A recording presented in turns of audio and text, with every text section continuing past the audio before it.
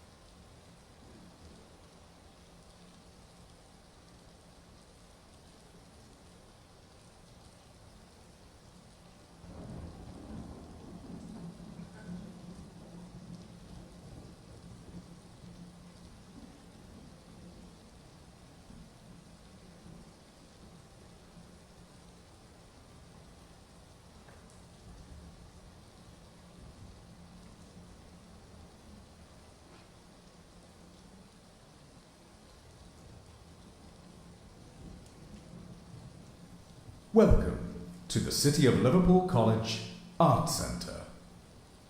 In line with the latest government guidelines, we ask that all audience members remain seated on a green ticked seat. Face masks must be worn throughout the performance and until you leave the building, unless exempt. Singing and jeering is not permitted in the auditorium. In the event of an emergency during the performance, the alarms will sound and you will be led from your seats. During this performance, flashing lights, strobe effects, and smoke will be used. Flash photography is not permitted in the auditorium, and we ask that all mobile telephones are turned off. We hope you enjoy this performance at the Arts Centre.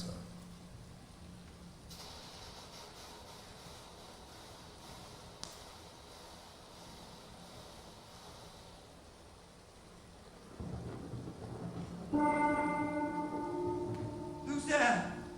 Nay, answer me. Stand and unfold yourself. Long live the king. Bernardo?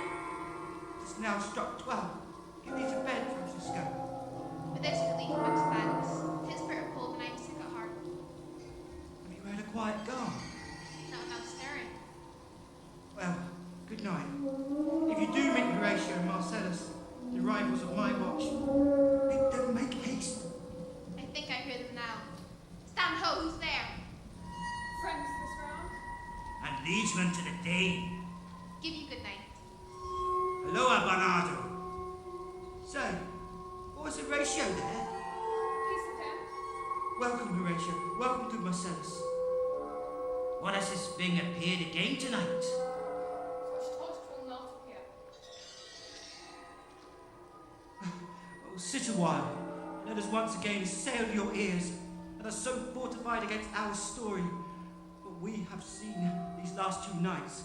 Last night of all, when yon same star that's westward from the pole had made his course to illume that part of heaven where it now burns, Marcellus and myself.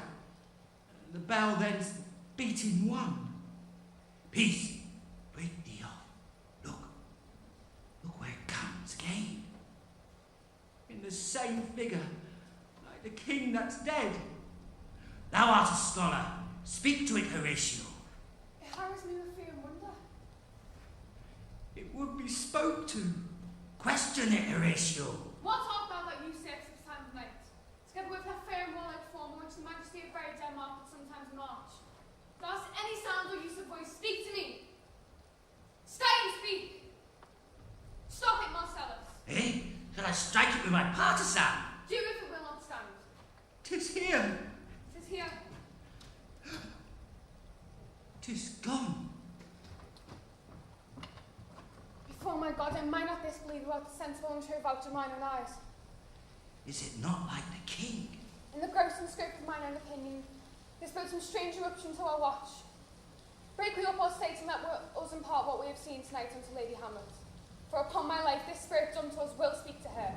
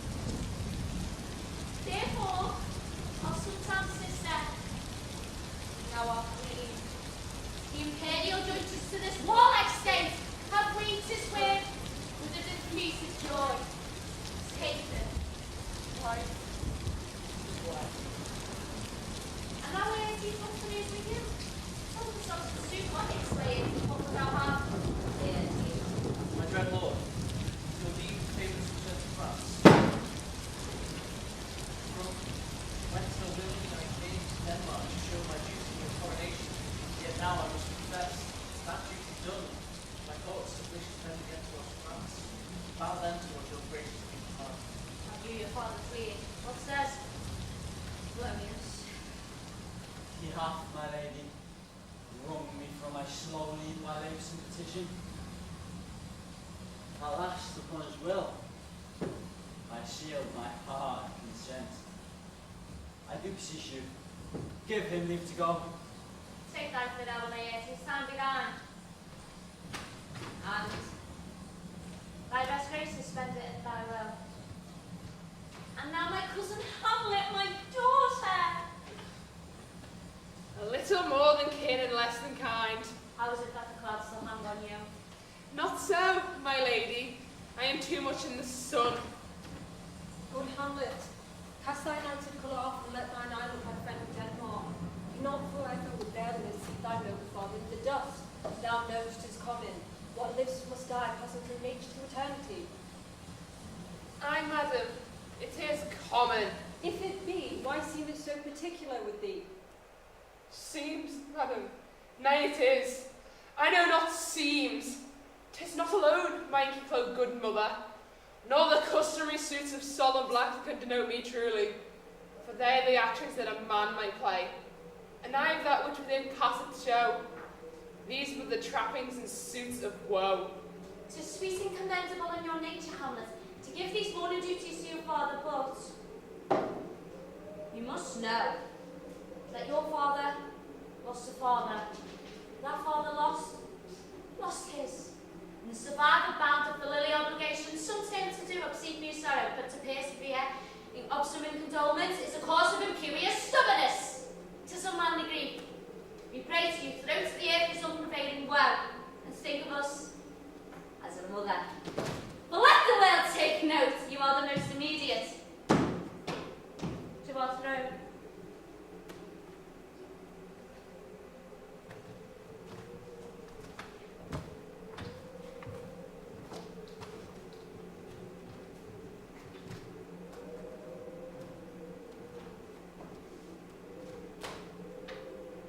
For your intent to go back to school in Wittenberg is most retrograde to our desire. We beseech you, bend you to remain here in the cheer and comfort of our eye, our chiefest courtier cousin, and our daughter. Let not thy mothers lose her prayers. I pray you, Hamlet, stay with us, go not to Wittenberg. I shall in all my best obey you, madam. Why, 'tis a loving and fair reply. Be as ourselves in Denmark, madam. Come.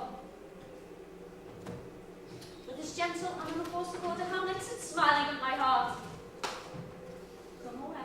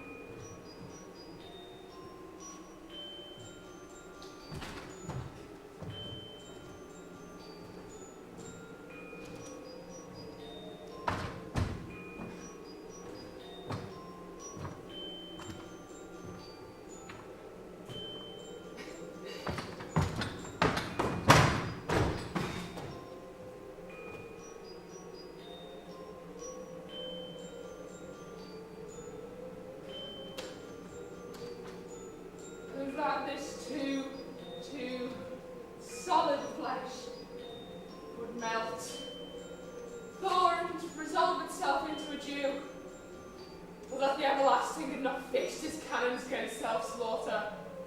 Oh God! God!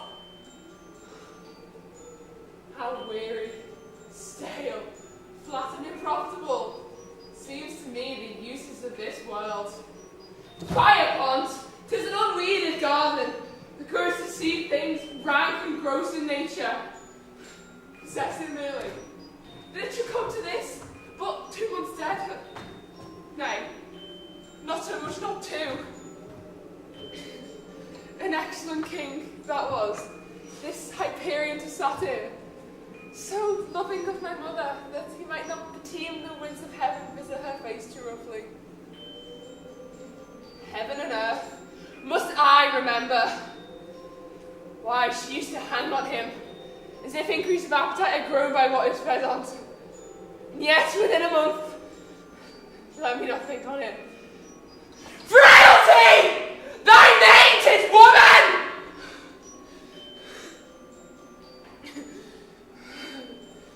A little month, rather shoes were old with which she followed my poor father's body.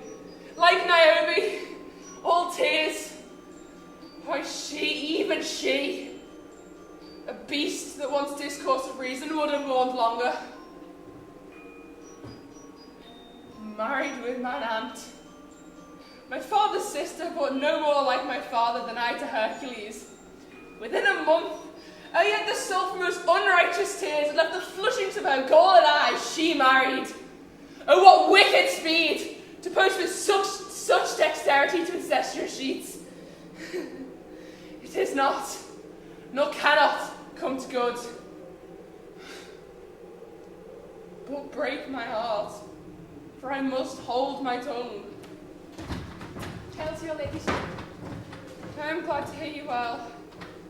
Horatio, do I forget myself? The same, my lady, and your poor servant Anna. What make you from Wittenberg, Horatio? Francisco.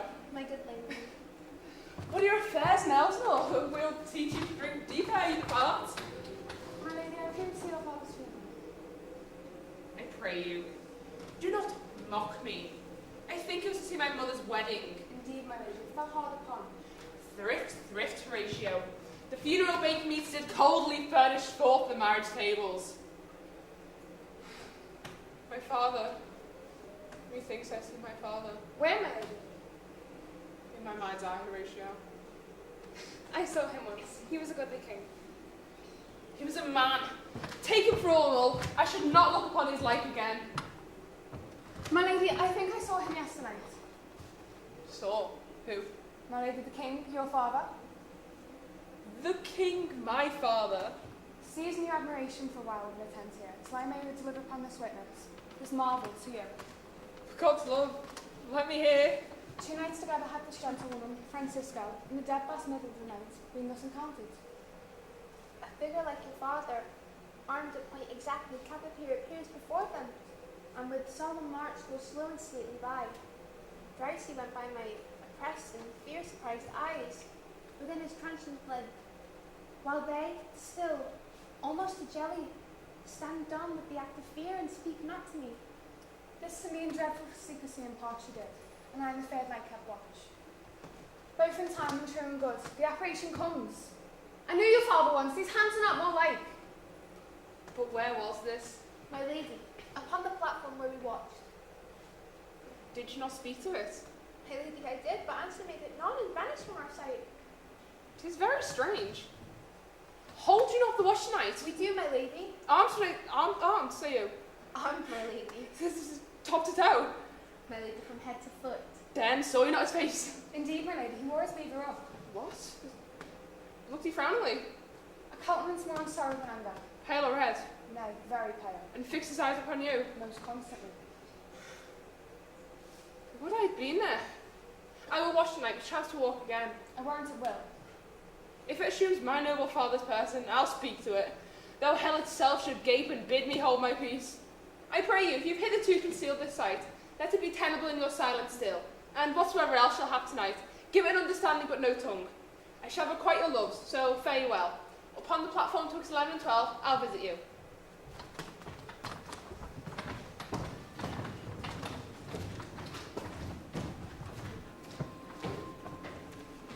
My father's spirit in arms. All's not well. I doubt some foul play. Would the night will come. Till then, sit still, my soul. Foul deeds will rise, though all the earth overwhelm them to men's eyes.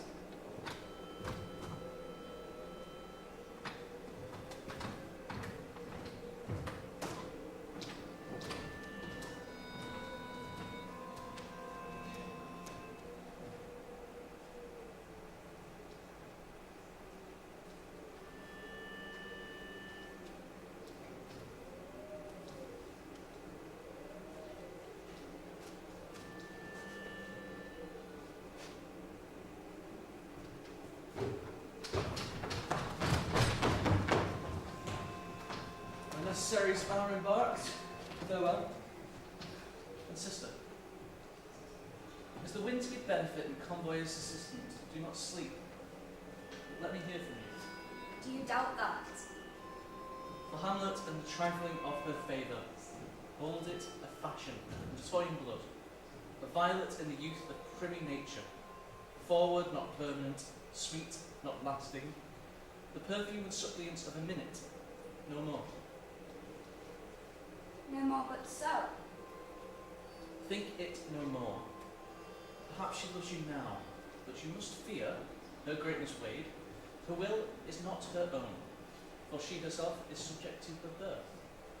She may not, as unvalued people do, carve for herself, for on her choice depends the safety and health of this whole state. And therefore must her choice be circumscribed unto the voice and yielding of the body whereof she is the head. And then weigh what loss your honour may sustain.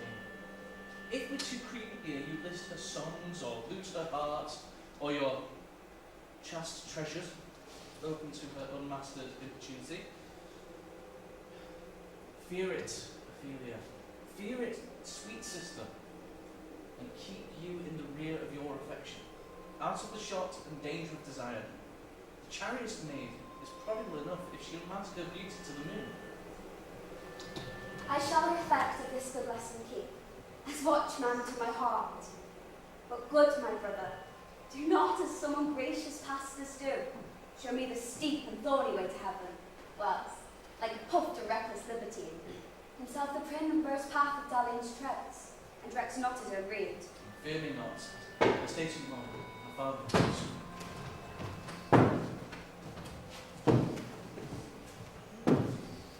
Yes, here Laertes, abhorred for shame. The wind sits in the shoulder of your sail, and you are stayed for. There, my blessing with thee. And these few precepts in thy memory, see, thou character. Give thy thoughts, no tongue, nor any unproportioned thoughts as act. Neither a borrower nor a lender be. Flown off loses both itself and friend, and borrowing those the edge of husbandry. But this above all, to thine own self be true, and as it must follow, as the night did day, thou canst not be false to any man. Farewell, my blessed season, this of me. Most humbly do I take my leave, my lord. Farewell, Ophelia. Remember well what I've said to you. 'Tis in my memory locked, and you yourself shall keep the key of it. Farewell.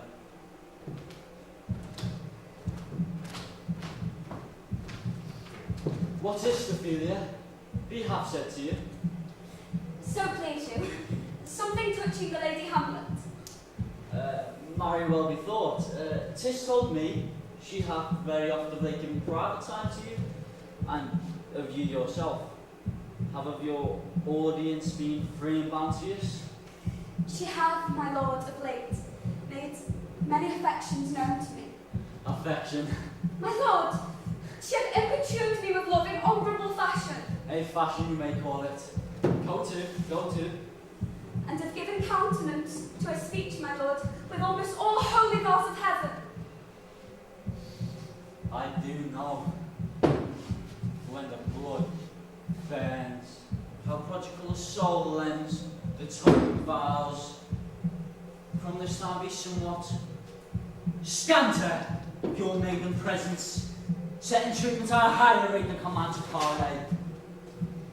For Lady Hamlet believes so much in her, for that she is young, and with a large tether may she walk that may be given you.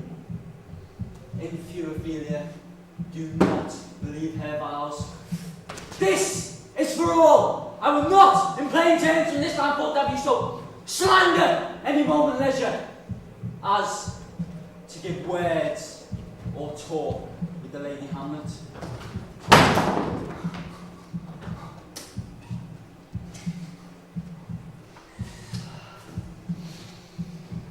Look to it, I charge you. Come your ways,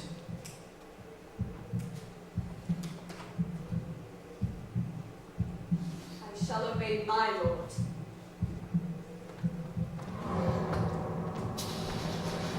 What hour now? I think at last it's 12. Nay, it is struck. Indeed. I heard it not. Then it draws near the season in which the spirit helps us to walk.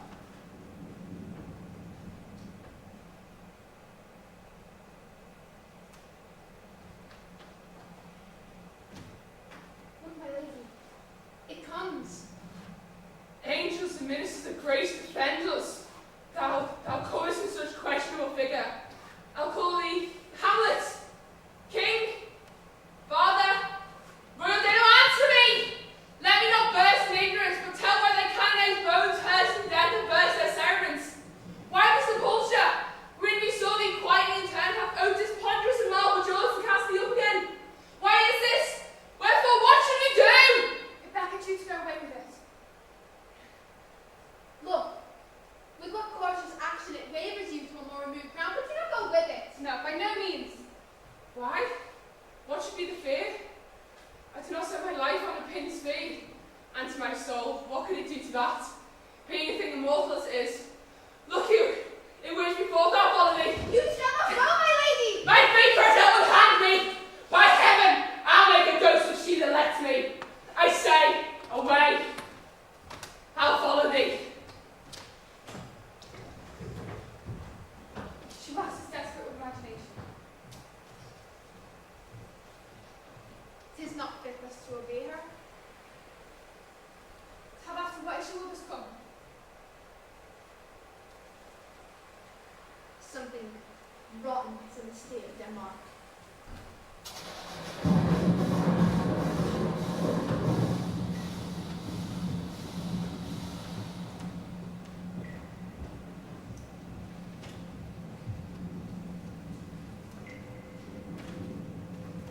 Where wilt thou lead me? Speak, I'll go no further. Mark me, and I serious hearing to what I shall unfold. Speak, I am bound to hear. So art thou to revenge when thou shalt hear. What?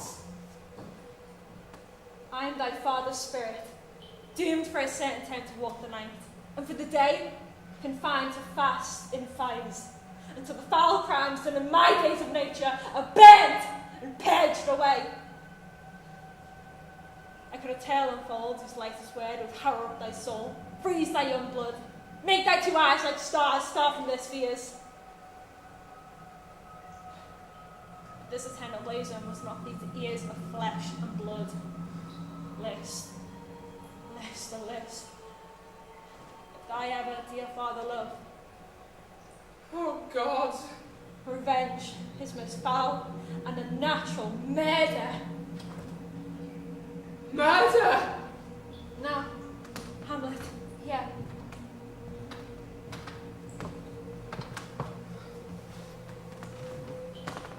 'Tis given out that sleeping in my orchard, a serpent stung me.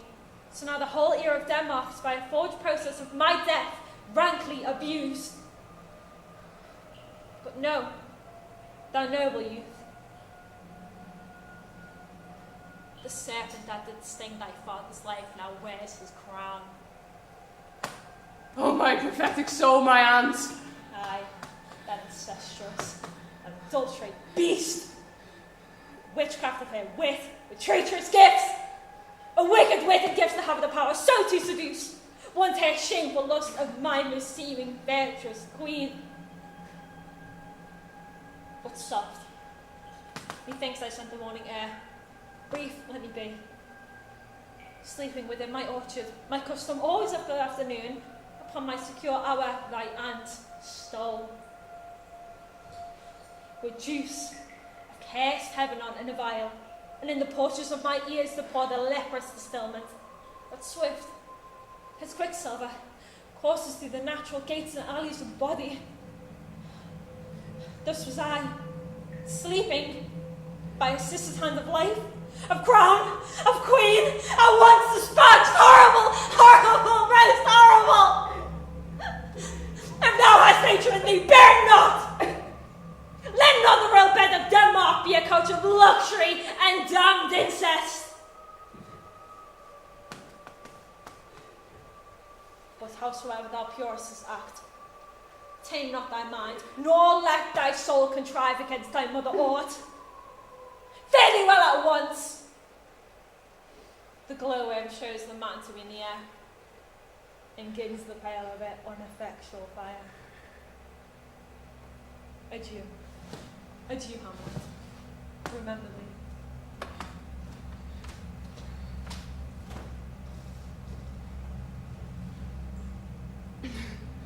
O all you host of heaven, O earth, and shall I couple with hell? Hold my heart, you my sinews.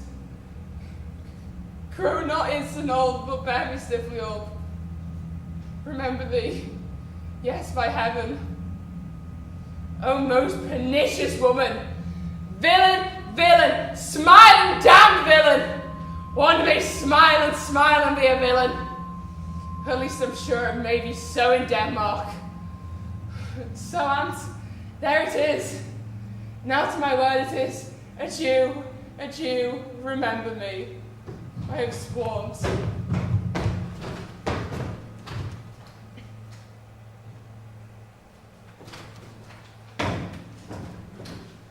How's it, my noble lady? What news, my lady? Oh, wonderful. Good, my lady, tell it. No, you reveal it. Not I, my lady, by heaven. Nor I, my lady. How say you then? What heart of man once thinketh, but you will be secret. Aye, by heaven, my lady. There's ne'er a villain dwelling in all Denmark. He's an arrant knave! There needs no ghost to come from the grave to tell us this, my lady. Why, right, you say right. And so, without much circumstance at all, I held it fit that we shake hands and part. Use your business and desires, as all men have business and desires, such as is. It's my noble part. Look you, I'll go pray. These are but wise and whirling words, my lady. I'm sorry they offend you heartily. Yes, faith heartily. There's no offence, my lady. Yes, by St. Patrick, but there is Horatio, and much offence at that. Touching this vision here, it's an honest ghost, and that let me tell you. And so, good friends, as we are friends, scholars, and soldiers, give me one poor request. What it's, my lady, we will. Never make known what you have seen tonight. My lady, we will not. Indeed, upon my sword, indeed. Swear. Sayest thou so, boy? Art thou there, true Penny? Come, you hear the fellow in the cellarage. Consent to swear. Propose the oath, my lady. Never to speak of this that you have seen. By my sword, indeed. Swear. Rest, perturbed spirit.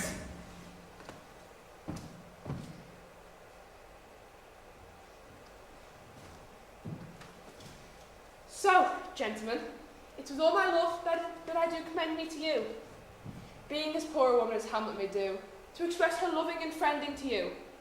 God's willing shall not lack. Let us go in together. But still our fingers on lips. I pray you, time is out of joint. Oh, cursed spite, that I was ever born to set this right. Come, let us go together.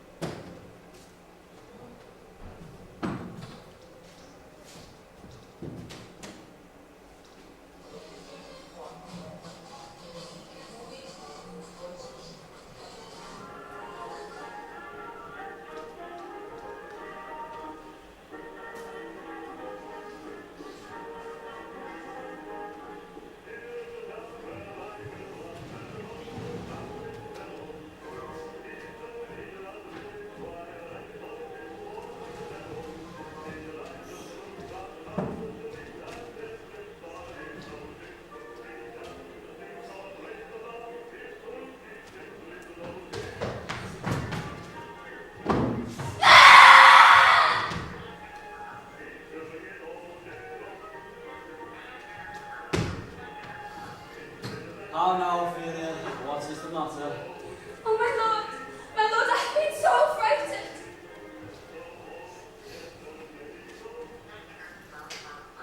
With what? In the name of God. My lord, as I was sewing in my closet, Lady Hamlet, with her jewels all unbraced, no hat upon her head, her stockings fouled and parchment, and down giving to her ankle, and with a look so piteous and performed, as if she had been loosed out of heaven. To speak of horrors, she comes before me.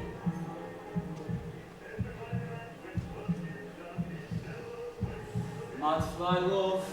My lord, I do not know, but truly I do fear it.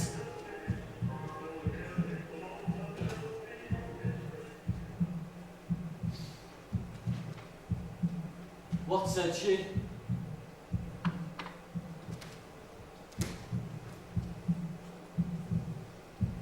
She took me by the wrist and held me hard. Then goes she to the length of all her arm.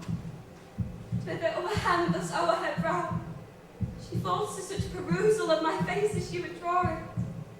Long stayed she so, at last, a little shaking of mine arm and thrice her head, thus waving up and down.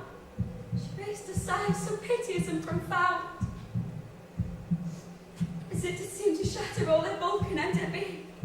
That done, she lets me go, and with her head on her shoulder turned, she seemed to find her way without her eyes. For out a door she went without their helps, and to the last bended their light on me.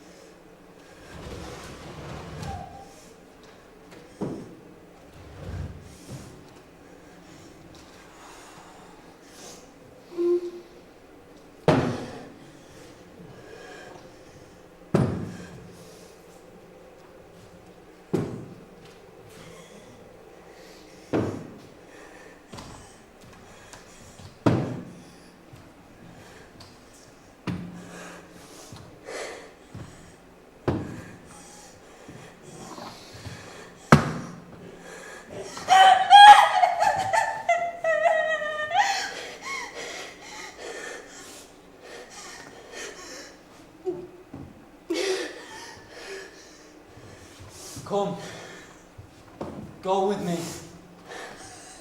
I'll go seek the king. This is the very ecstasy of love, whose violent property foredoes itself and leads the will to desperate undertakings. As oft as any passion under heaven that does afflict our natures, I am sorry. Have you given her any hard words of late? No, my good lord, but as you did command, I did repel her letters and denied her access to That me. hath made her mad. I am sorry that with better heed and judgment I had not quoted her. I feared you did but trifle. I meant to wreck thee, but pursue my jealousy. By heaven, as it is proper to our age to cast beyond ourselves, as it is common for the youngster sort to lack discretion. Now come, go with me.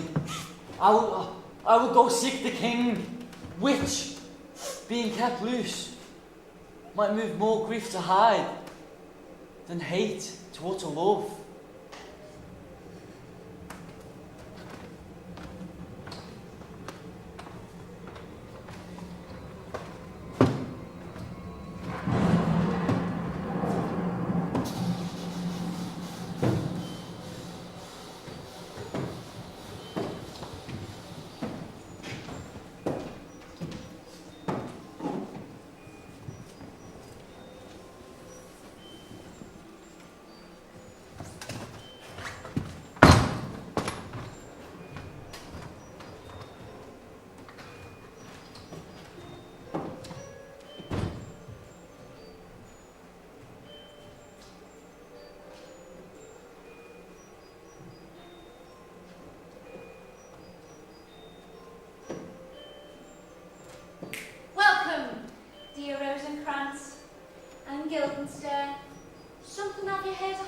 transformation, so call it Sith.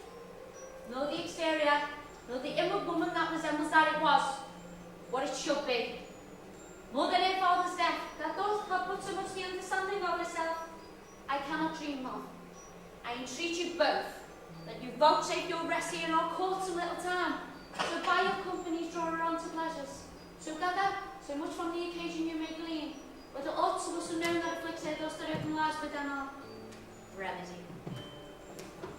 Good gentlemen, she hath much thought of you, and sure I am two men that are not living, to whom she more adheres. Both your majesties might, by the sovereign power you have of us, put your dread pleasures were to commandments of duty.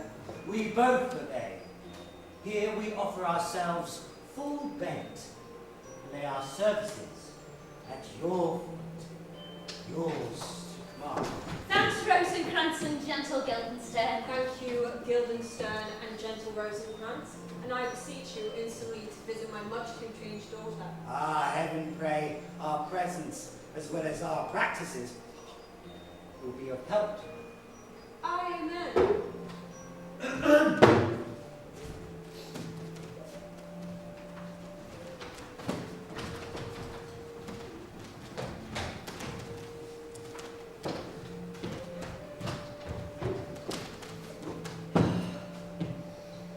Since brevity is the soul of wit, and tediousness the limbs and outward flourishes, I will be brief. Your noble daughter is mad, mad call I it.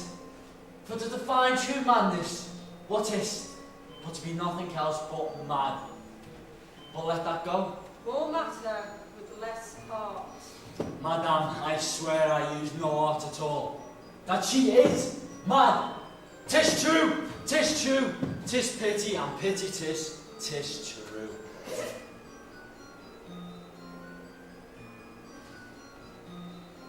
Foolish figure.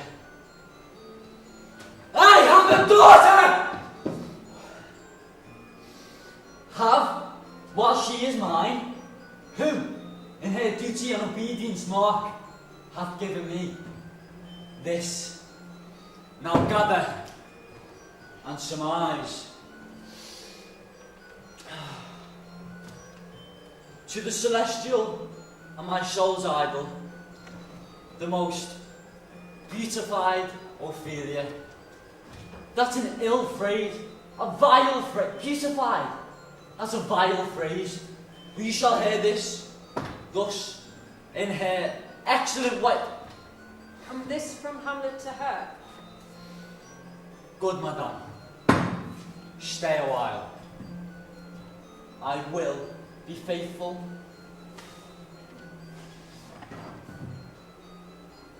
Doubt now the stars are fire, doubt that the sun doth move, doubt truth be a liar, but never doubt I love. Oh dear Ophelia, I am ill of these numbers, I have not art to reckon my groans, but that I love thee best, oh most best. Believe it. Adieu. Thine evermore, whilst this machine is to her, Hamlet. This, in obedience, hath my daughter shown me, and more above hath her solicitants, as they fell out by means time, by means place, all given to mine ear. But how has she received her love? What do you think of me? As a man of faithful and honourable. Well, I'd fain prove so, when I'd seen this hot love on the wing from my young mistress. Thus, I did bespeak. Lady Hamlet is a princess out of thy star, this must not be. And then I precepts gave her that she shall lock herself from his resort, admit no messages, receive no tokens. Which done, she took the fruits of my advice, and she repulsed, fell into a sadness, then into a fast, thence to a watch, thence to a lightness, thence to a weakness, and by this declension, fell into a madness, wherein now she raves, and we all mourn for. Do you think 'tis this? It may be very likely. Hath there been such a time, I'd fain know that, when I positively said, 'tis so, when it had proved otherwise? Not that I know.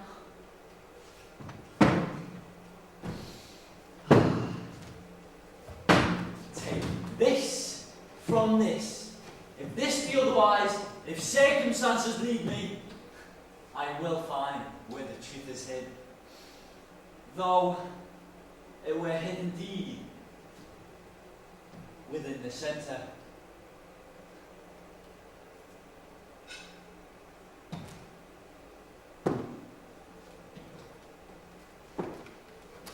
How maybe try it. You know, sometimes you walk miles to get me in the lobby. Yes, indeed. At such a time I'll lose my gods at the head. Be you and I. Behind the arch then. My thing comes to she love him up then be up. From every reason for him, thereon. Let me be no system to stay, we'll keep it bomb in cases. We will try it. It looks sadly where a poor wretch misreading. Away! I do beseech you. Both away.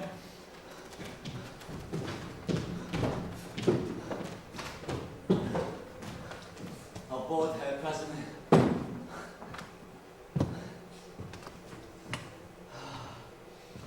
Oh, give me leave. How does the good Lady Hamlet? Oh, God's mercy. Do you know me, my lady? Excellent, well. You are a fishmonger. Not I, my lady. Then I would you were so an honest man. Honest, my lady. Aye, sir. To be honest as this world goes is to be one man picked out of 10,000. That's very true, my lady. For if the sun breeds maggots in a dead dog, being a god-kissing carrion. Have you a daughter? I have, my lady. Well, let her not walk in the sun. Conception's a blessing, but not that your daughter may conceive. Friend, look to it.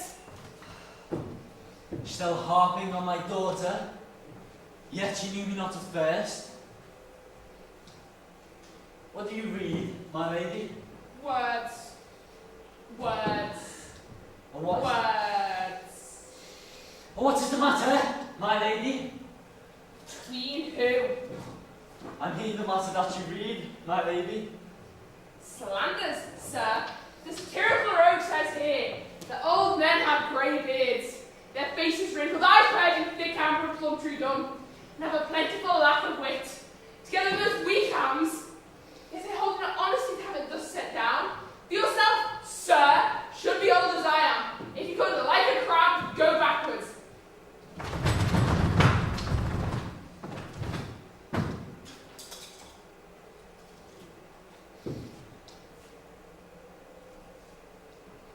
Though this be madness, yet there is a method in it. Will you walk out the air, my lady? Into my grave. Indeed, that is out the air. My honourable lady, I'll most humbly take my leave of you. You cannot, sir, take from me anything I will willingly part with all. Accept my life. Accept my life, accept my life. Fare you well, my lady. These tedious old fools. You seek the Lady Hamlet? There she is. God save you, Magdalene.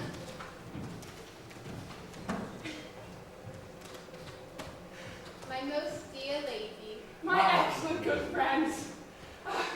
Rosencrantz, Guildenstern, good lads, how do ye both? As the indifferent children of the earth. Happy that we are not over happy. On fortune's cap, we are not the very button. Nor the sole of her shoe? Neither, my lady. Then when you got her waist, or in the middle of her fingers. Faith, we are her privates. Oh, it's most true, the secret part of fortune. What's the news? None, my lady, but that the world's grown honest. Then doomsday is near. But your news is not true. So tell me, What have you, my good friend, deserved at the hands of fortune that she sent you to prison hither? Prison, my lady. Denmark's a prison. Then the world is one. A goodly one, in which there are many wards, confines, and dungeons. Denmark being one of the worst. We think not so, my lady. But let me conjure you, by the rights of our fellowship, be even direct with me. I know the king and queen have sent for you. What say you? I have an eye of it. If you love me, hold not off. My lady, we were sent for. I will tell you why. So shall my anticipation prevent your discovery, and your secrecy to the king and queen molten no further. I have, as of late, but wherefore I know not, lost all my mirth, forgone the custom of exercises, and indeed it goes quite heavily with my disposition. This goodly frame, the earth, seems to me a sterile promontory. This excellent canopy, look you, this brave overhanging firmament, majestical roof fretted with golden fire. Why, it appears nothing more than a foul and pestilent congregation of vapours. What a piece of work is a man! How noble in reason, how infinite in faculty, in form and moving, how express and admirable, in action, how like an angel, in apprehension, how like a god! The beauty of the world, the paragon of animals, yet to me what is this quintessence of dust? Man delights not me, no, nor woman neither. Though by your smiling you seem to say so. Friends, you are welcome to elves, nor but my mother and mother are deceived. What, dear lady? That I but mad north-northwester when the wind is southerly, I know hawk for a handsaw. Well be with you, gentle people. Hark you, you two, each is a hero. That great baby you see there is not yet out of his swaddling clouds. Happily, he's the second time come. For they say an old man is twice a child. Market, you say right. Just Monday morning, so needs. My lady, I have news to tell. The actors have come to hither. Oh, Jephthah, judge of Israel, what treasure hadst thou? What a treasure had he, my lady? Why, one fair daughter, and no more. The kind who looked passing well. Still on my daughter? I'm not in the right, old Jephthah. You call me Jeff? My lady, I have a daughter that I love passing well. Nay, follows not. What follows then, my lady? Why not on God's time, you know? 'Tis well. I'll have you speak out the rest soon. Good my lord, will you see the place where we start? Do you hear? Let them be well used, for they are the abstract and brief chronicles of the time. After your death, you had better have a bad epitaph than their ill report while you live. My lady, I will use them according to desert. God's body, kinsman! Use every man after his desert, and who should escape whipping? Use them after your own honour and dignity. The less they deserve, the more merit in your bounty. Take them in. Come, says.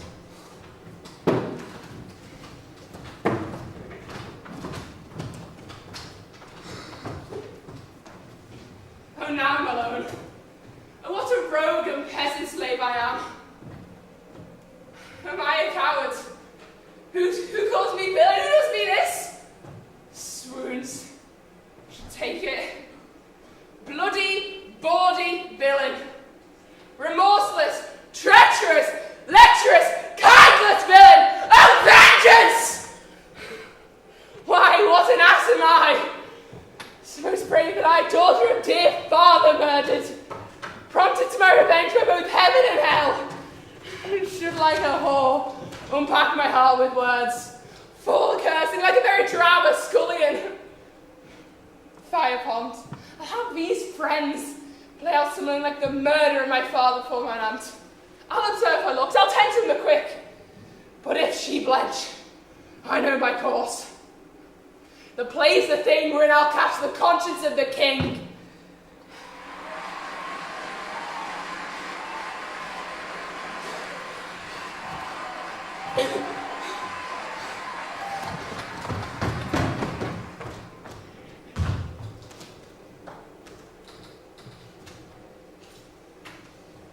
Can you, by no drift of circumstance, get from her why she was on this confusion, racing so harshly, all her days are quiet and turbulent and dangerous lunar seas? She does confess she feels herself distracted, but by what cause she will by no means speak. And nor do we find her forward to be sounded, but with a crafty madness, when we would bring her to some discussion of her state. Did she receive you well? Most like a lady. Yeah, but with much force in her disposition. But of our demands most freely in her reply. Good gentlemen, give a further edge and drive her purpose onto these lights. Gertrude, Leave us to. We have closely sent for him hither, that ye, to sway by accident, may hear front. Ophelia. We shall obey you, my lord. And for your part, Ophelia, I do wish your good beauties be the happy cause of Hamlet's wildness. madam, I wish it may.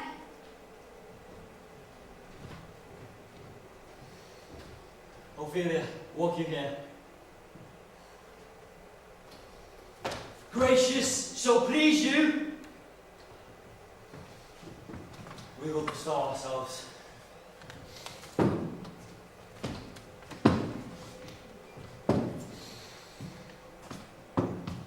We are oft to blame in this. 'Tis too much proved, though devotion's visage, righteous action. We do. She'll go with the devil herself. Oh, it's too true. How smart a lash thou speak doth give my conscience. I hear her coming. Let's withdraw, my lady.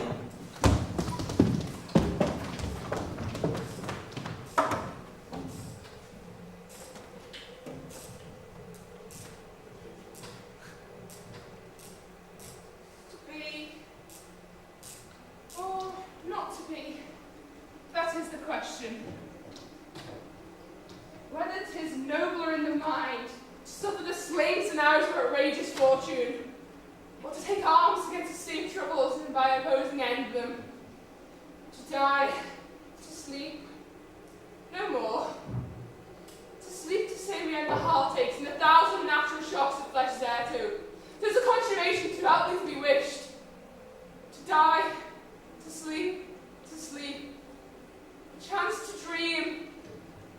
For in that sleep of death what dreams may come, when we've shuffled off this mortal coil, must give us pause. There's the respect that made calamity of so long life. For who could bear the whips and scorns of time, the oppressor's wrong, the proud man's contumely, the pangs of despisement, the lawless delay, the insolence of office, and the spurns that patient merit on the unworthy takes, when he himself might make quietus with a bare bodkin? Who would fathers bear to sweat and grunt under a weary life? But the dread of stumbling after death, the undiscovered country that bore no traveller returned, rather puts us the will, and makes us bear the ills we have, than fly to those we know not of. Thus conscience makes cowards resolve. Soft you now, the fair Ophelia, nymph of thy horizons, be all my sins remembered. Good, my lady. How does your honour for this many a day?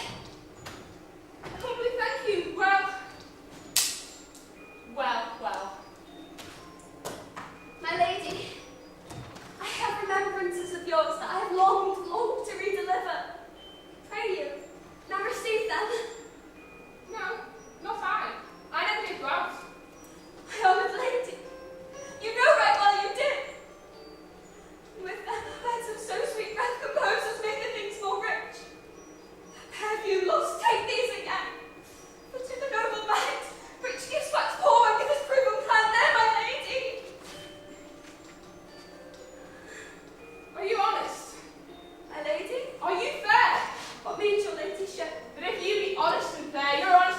no discourse to your beauty.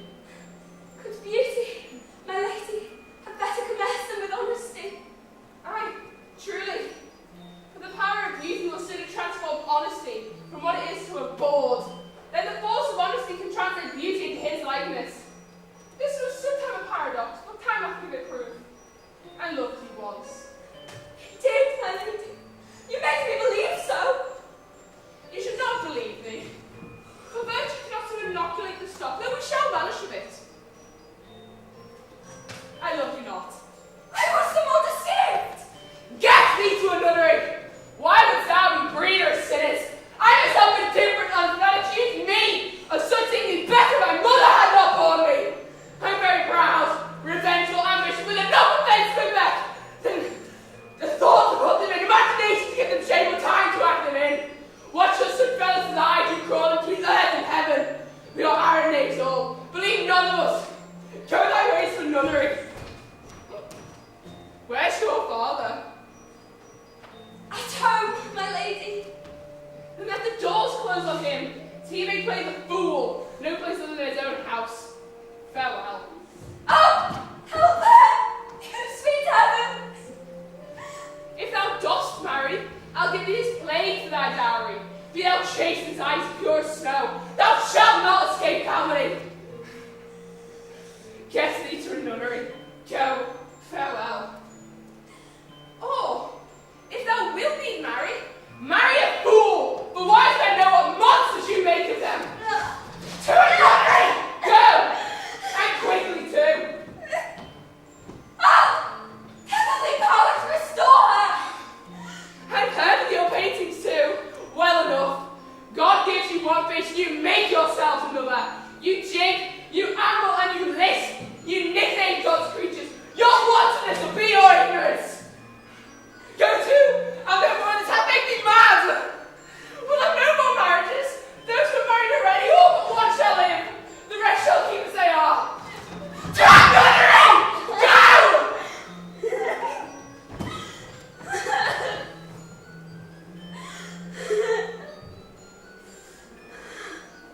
Oh! What a noble mind is he overthrown! The courtiers, soldiers, scholars, eye, tongue, sword, the expectancy and the rose of the fair state, class of fashion and the mould of form, the observed of all observers, quite down. And I, of ladies most deject and wretched, that some thorny music of her vows, now see that noble and most sovereign reason, like sweet bells jangled, out of tune and harsh, unmatched form and feature of blown youth, blasted with ecstasy. Ah! Woe is me! To have seen what I have seen, see what I see!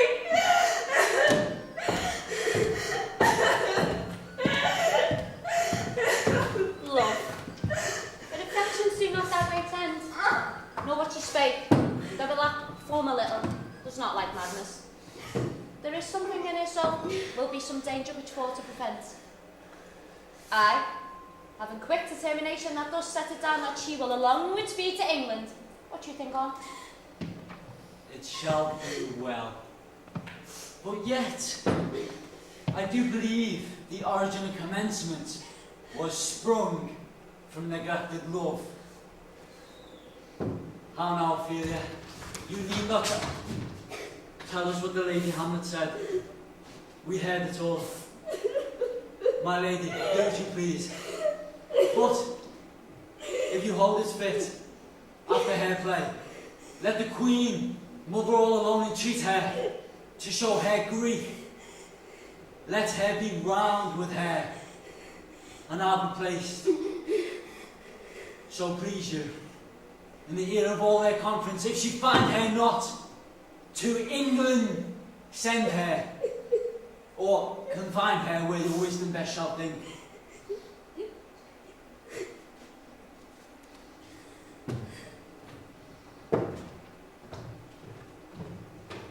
shall be so.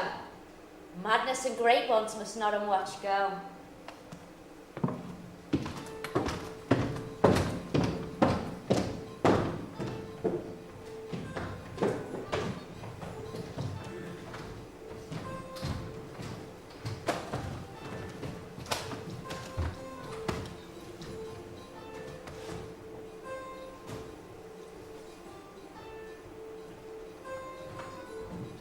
Speak the speech, I pray you, as I pronounce it to you.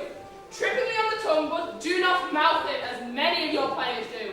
I had his life a town crier, spoke my lines. Nor do not saw the air too much with your hands, thus use all gently, for in the very torrent tempest, may I say whirlwinds of passion, you must acquire and beget a temperance that gives it smoothness. Oh, it offends the soul to hear a robustious, periwig-pated fellow tear at passion to tatters, to very rags, to split the ears of the groundlings who for the most part are capable of nothing but inexplicable dumb show and noise. Why, I'd have a fellow whipped for overdoing time gods. It out-Herod's Herod. I pray you, avoid it.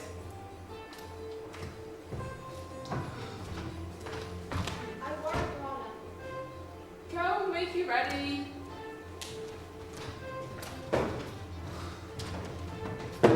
Now, my lord, and will the king kids be to work?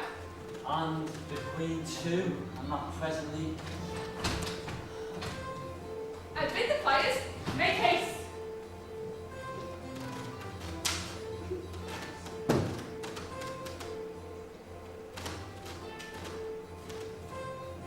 What ho, Horatio? Horatio, thou hast had just a moment's ever conversation come with all. My dear lady. Nay, do not think it flatter. Observe my aunt. If her occulted guilt not itself unkennel in one speech, it's a damned ghost we have seen. My imagination be as foul as Vulcan's stiffing. Give her heedful note, for I mine eyes will rivet to her face, and after, both our judgments join in the centre of her seeming. Well, my lady, if you see what else is placed there, and skip the task, I'll hear the fact. Here comes the play. I must be idle. Get your place. How fares opposite Hamlet? Excellent in faith. In the comedian's dish, I promise crown. You cannot feed capon so. I have nothing but this answer Hamlet is written on mine. No, nor mine now. My lord, you played me first, did you? That did I, my lady, and was accounted the good after. What do you act? I did that Julius Caesar. I was killed. I the capital. Brutus killed me. Well, what a brute of a part to kill such capital a calf there. Come hither, my dear Hamlet, sit by me. No, mother, it's better more attractive here. Do you mark that? Lady, shall I lie in your lap? No, my lady. I lay my head upon your lap. My lady. Did you think I meant country matters? I think nothing, my lady. There's the fair thought, to lie between maids' legs. What is, my lady? Nothing. You were merry, my lady. Who? I, my lady. Well, God, you're only jig maker. What could man do but be merry? For look you, how cheerfully my mother looks, and my father died within these 2 hours. Nay, 'tis twice 2 months, my lady. So long? Nay, then let the devil wear black. I'll have suit sables. Heavens, died 2 months ago, not forgotten yet. Then there's the hope a great man to marry might outlive his life. Half a year.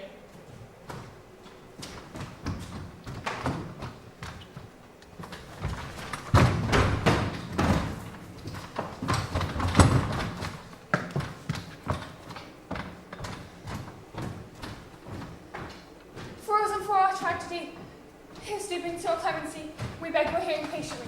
Is this the prologue of the poet's for ring? 'Tis brief, my lady. As woman's love. Full 30 times hath Phoebus cock gone round, Neptune salt wash until it all ground, and 30 dozen moons with borrowed sheen about the world of times 1230's been. Since love, our hearts in hymen did our hands unite in the most sacred and communal bands.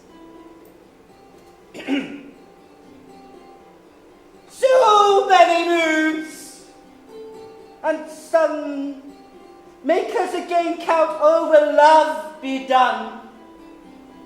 But woe is me, you are sick of late, so far from cheer and from your former state, that I distrust you, yet though I distrust, for woman's fear and love holds quantity, in neither aught or in extremity. Faith, I must leave thee, love, and shortly too. My apparent powers their functions leave to do, and thou shalt live in this fair world behind, honoured, beloved, and happily one as kind. For husband shalt thou.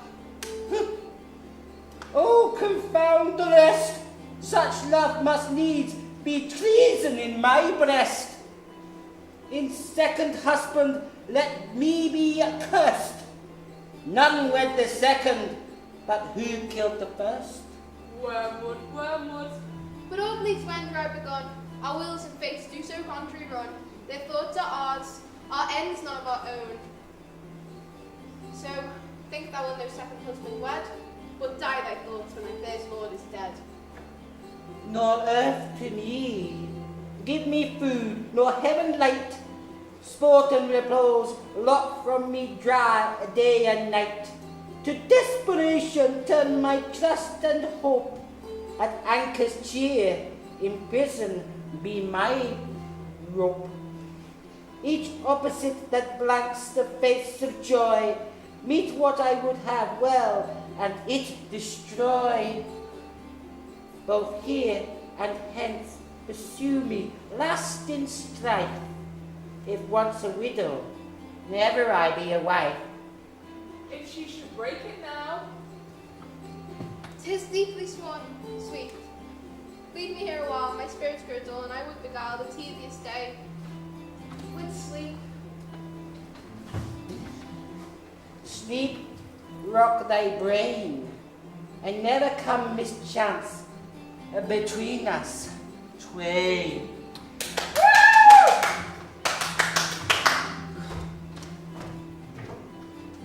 Madam, how like you this play?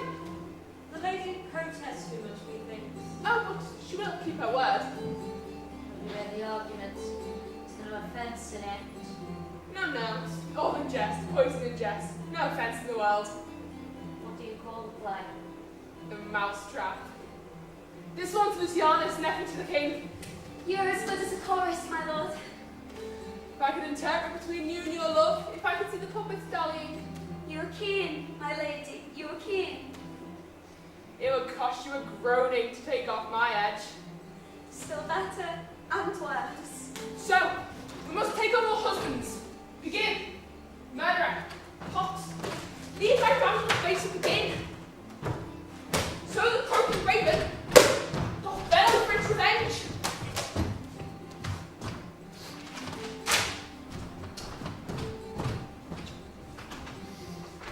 Thoughts black, hands up, and drugs fit. Time agreeing, confidate, season, else no creature.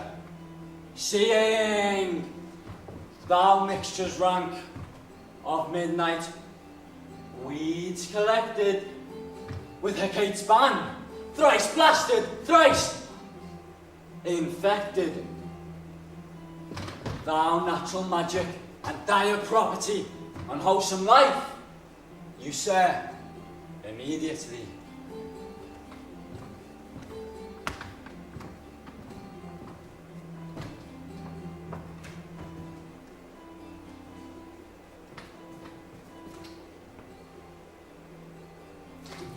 He points through the garden of his estate. You shall see anon how the murderer gets a love of a king's wife. The king rises. What? Frightened with false fire? How fares my through with the play. Give me some right.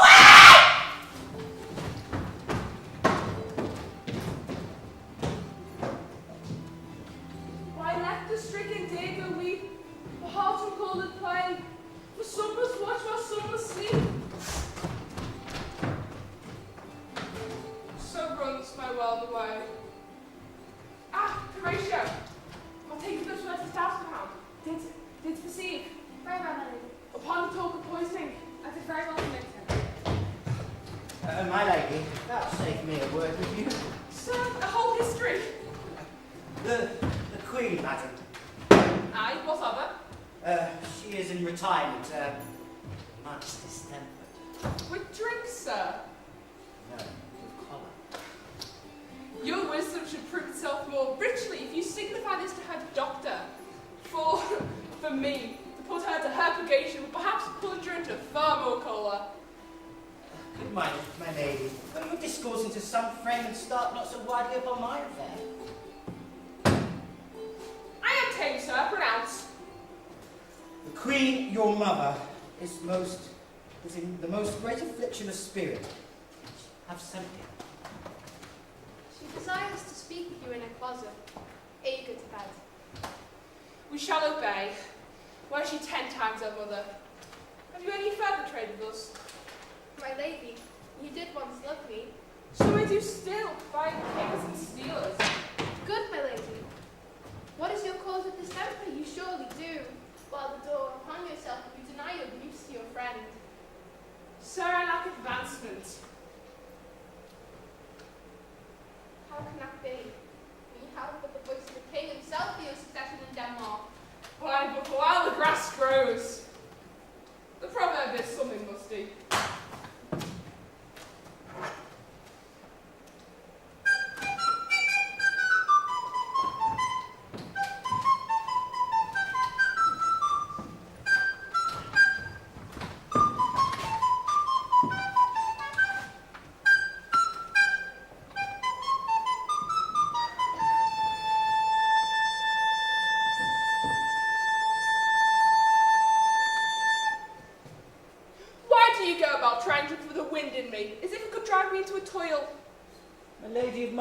If my love be too bold, it's because my love is too unmannerly. I do not well understand. Will you play upon this pipe? No, I cannot. I pray you. Believe me, I cannot. 'Tis easy as lying. I do not have the skill. Why, what an unworthy thing you make of me. You would play upon me. You would know my stuff, and you built the heart of my mystery. Sound me from my low string to the top of my compass. There is much music, excellent voice in this little organ, and cannot you make it speak? Splud! That you think I am easier to be played upon than a pipe! Call me what instrument you will. You may fret me, but you cannot play upon me. God bless you, sir! My lady, the Queen will speak with you, and presently... I will go to her by and by. They fool me to the top of my bed. I will go by and by! I'll say so. By and by is easily said, sir. Leave me, friends.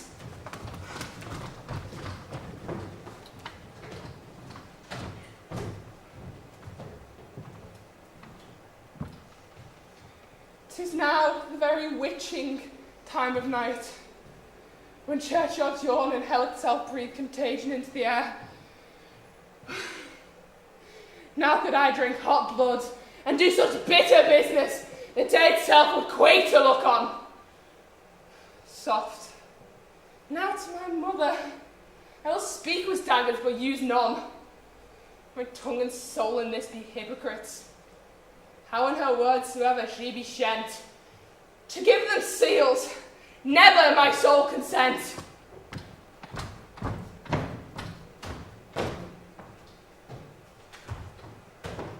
I like him not, nor itself take with us to let the madness rage.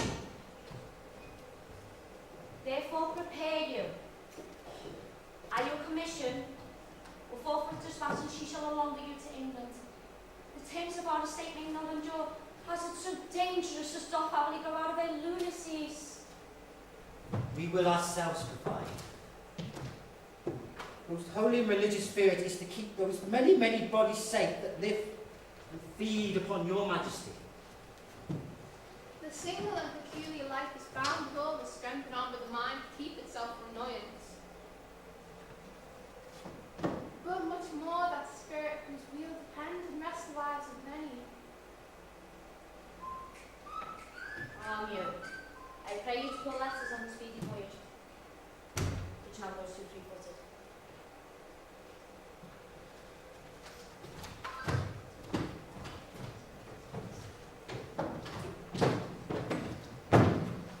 My lady, she's going to her mother's closet, and behind the arras I'll convey myself to hear the process, and warrant she'll tax her home.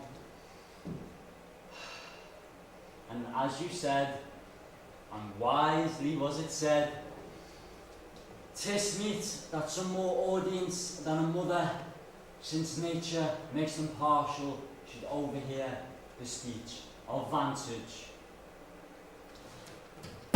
Fare you well, my liege. I'll call you upon the ear. You go to bed, and tell you what I know. Thanks, dear my lord. My offence is rank. It smells to heaven. Half the primal elders cursed upon us. A brother's murder. What if this cursed hand was thicker than itself with the brother's blood? Is there not enough rain in the sweet heavens to wash it as white as snow? My fault is past. But oh, what form of prayer can save my sin? Forgive me my foul murder. Cannot be. For I am still possessed of the effects of which I did the murder. My crown, my own ambition, and my queen, a wretched state, a bosom as black as death, a land souls struggling to be free in our morning gauge. Help angels make us a bow, stubborn knees and hearts as strings of steel. Be soft as the sinners in the newborn bed. So she goes to heaven. So I'm revenged. Gotta be scanned. A villain kills my father, and for that I, his sole daughter, to the same villain sent to heaven. No! Upsword, no thou more horrid hent. Perhaps when she is drunk asleep, or in her rage, or in the incestuous place of her bed, and I'll trip her, so her heels may kick at heaven, and her soul be damned and black as hell whereto it goes. My mother stays. This physic prolongs thy sickly days.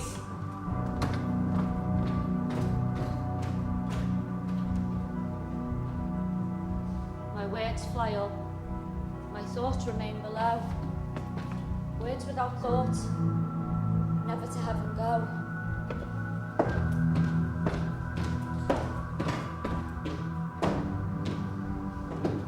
She will come straight. Look, you lay home to her. Tell her her branch have been too bold to bear with, and that your grace hath screamed between much heat and her. I'll shunt me even here. I warrant you fear me not. We draw our hair coming.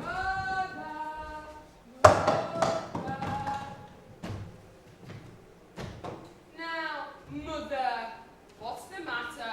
Hamlet, hast thou found much offended? Mother, you have my father much offended. Come, you answer with idle tongue. Go, you question with wicked tongue. Have you forgot me? No, by the rood, not so. You are the queen, your husband's sister's wife. And would it were not so, you are my mother. No, then I'll set those two that can speak. Come, and sit you down. You go not, till I set up a glass. You may see the inmost part of you. What wilt thou do? Thou wilt not kill me. Help! What ho? Help!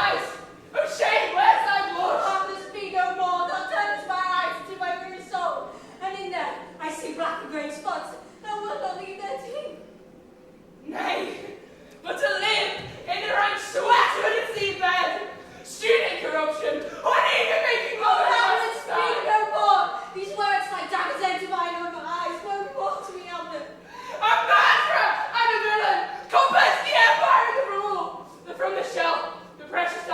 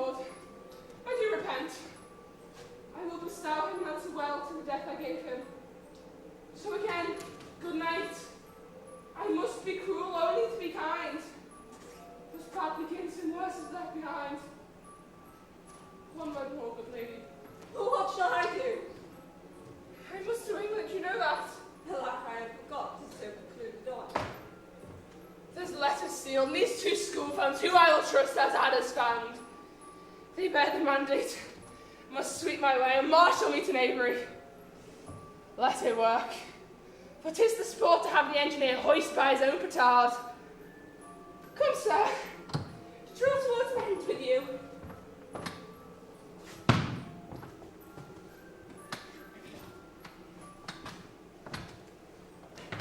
Good night, brother.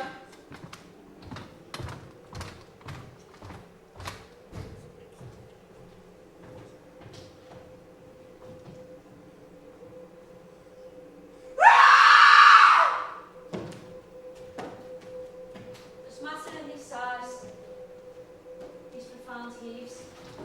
You must translate as fit we understand them. Where's your daughter? So is this place in us a little while.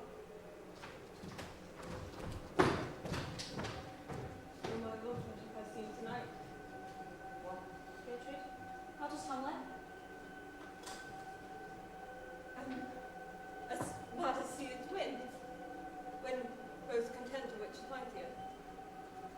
Behind the arras, heard something stare, whips out a rapier, cries, a rat, a rat. When in his fullness apprehension, killed the unseen good old man. Oh, heavy deed. It had been with us. Had we been there, her liberty full of threats to all, to you yourself, to us, to everyone. Where's she come? To draw apart the body she had killed. Oh, Gertrude, come away. The sun no sooner shall the mountains touch. But we will ship her hence, and this vile deed we must, with all our majesty and skill, both countenance and excuse.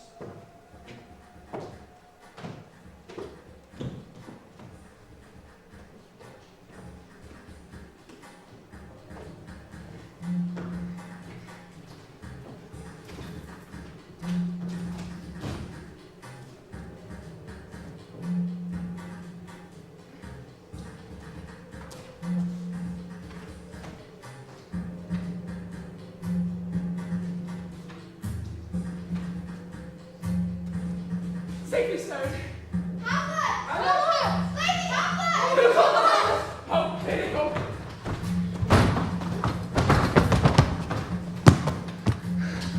My lady, what have you done with the dead body? Compounded it with dust to attrit his kin. My lady, tell us where it is that we may then take it to the chapel. Do not believe it. Believe what, my lady? But I can keep your counsel, not mine own. Besides, to be demanded of by a sponge, what replication could be made by the daughter of a king? Taking me for a sponge, my lady. Aye, sir, the soaps of the queen's countenance, her rewards, her authorities. But such emphasis do her the best service in the end. She keeps them, like an ape, in the corner of her jaw, first smiled to be last swallowed. When she needs what you have gleaned, it is but squeezing you, and sponge you shall be dry again. My lady, you must tell us where the body is and go with us to the king. The body is not with the king, but the king is with the body. The king is a thing. A thing, my lady. Of nothing. Bring it to me. Now, Hamlet, where is Polonius? At supper. At supper where? Not where he eats, but where he's eaten. A certain complication of political rhymes already at him. Alas, alas. A man may fish with the worm that hath fed the king, and cast at the fish that hath fed that worm. What dost thou mean by this?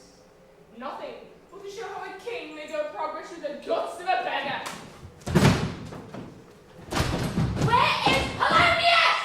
In heaven! Send hither to see. Your messenger, find him not there. Seek him in the other place yourself. But, indeed, if you find him not within this month, you shall nose him as you go up the stairs into the lobby. Go seek him there. He will say to you, Tom. Hamlet, prepare thyself. The bark is ready, the windows are held, the associates tend, and everything is bent for England. For England! Aye, Hamlet. Good. So is it, if thou meanest our purposes. See, cherub that sees them there.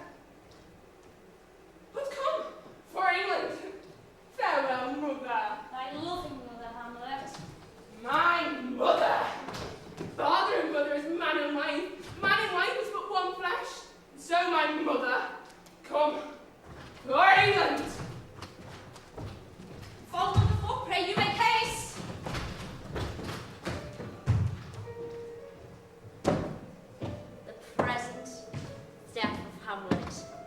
Do it, England! Do it for like the hectic in my blood she rages. And thou must cure me till I know 'tis done. How am I happy my joys when they're begun?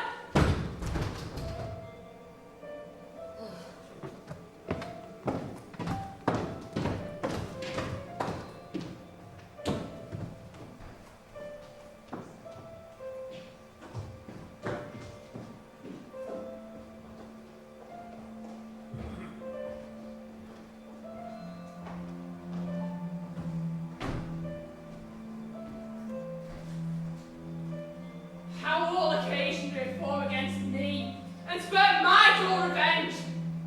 What is a man, if the chief good and mark at this time be but to sleep and feed? A beast, no more. Sure, he that made us for such large discourse, looking before and after, gave us not the capability nor godlike reason to fuss us unused. How stand I then? I'm a father killed, a mother's pain! Excitement by his red blood and lack all thing!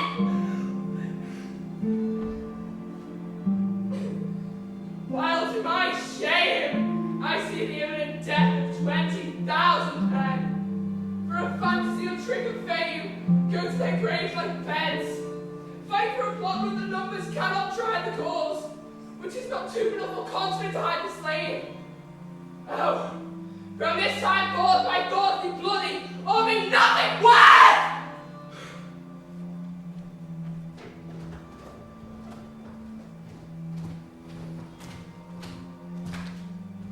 I will not speak with her. She is importunate and deep distracted, and with the need to be pitied. She speaks much of her father and says she has the checks on her hems and beats her heart. She speaks things in doubt that carry her half sense. Her speech is yet unshaped, and often moved to the hero's collection. So God she was spoken with, for she makes too dangerous conjectures and ill-reading minds. Fine, bring her in. My sick soul, as sinister nature is, each toy seems prologue to some greater mess. Full of father's jealousy as guilt, spills itself within to be spilt. Where is the beauteous majesty of Denmark? Hold on, Ophelia. Say you, nay, pray you, Mark. He is dead and gone, lady. He is dead and gone. At his head a grass-green turf, at his heels a stone. Come now, Ophelia. Pray you! Mark. Light his shrouds, the mountain snow, Alas, Ophelia. guarded with sweet flowers, which few kept to the grave did go, with few love showers. How do you, pretty lady? Well, God, I owed you. They say the owl was a baker's daughter. Lord, we know what we are, but know not what we may be. God be at your table. Pretty Ophelia. Indeed, lad, but now to know they'll make an end on it. By cheers and by Saint Charity, alack and fie for shame. Young men will do it if they come to it. By cock, they are to blame. Quote she before you tumbled me, you promised me to wed. So as I had done by yonder son, and thou hast not come to my bed.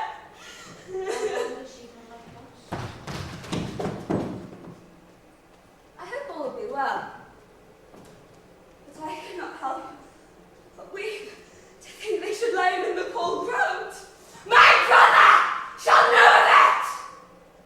And so, I thank you, your good counsel. Come, my coach. Good night, ladies.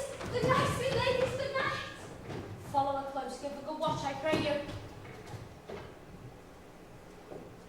For this is the poison of deep grief. It springs from my father's death, first their father slain, next your daughter was gone. Poor Ophelia divided from herself made fair judgments, without the which we are pictures on mere peace. Oh, my dear Gertrude, this to be made in peace in many places gives me sublimious death. Alack, what noise is this now? Oh, that vile king! Give me my father! Call me good life. mighties. That drop of blood that's calm proclaims me bastard. Christ will go to my father, prance the harlot even here, between the chest and smirched brow of my true mother. What is this cause, Laertes, that thy rebellion looks so giant-like? Let him go, Gertrude, tell me, Laertes, why thou art instead. Let him go, Gertrude, speak, man. Where is my father? Dead. But not by him. Let him demand his fill. How came he dead? I'll not be juggled with. To hell, allegiance, vows to the blackest devil. I'll be revenged most thoroughly for my father.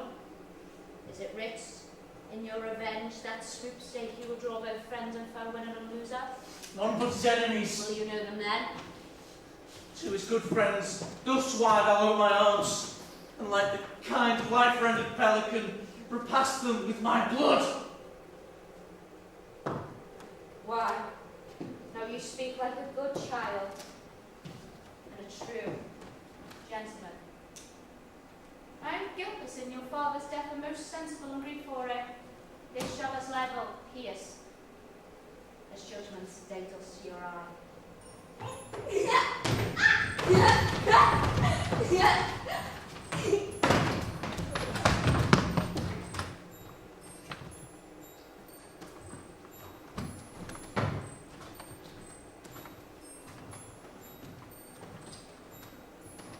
Oh, heat, dry up my brains, tears 7 times salt, burn out the sense and virtue of mine eye.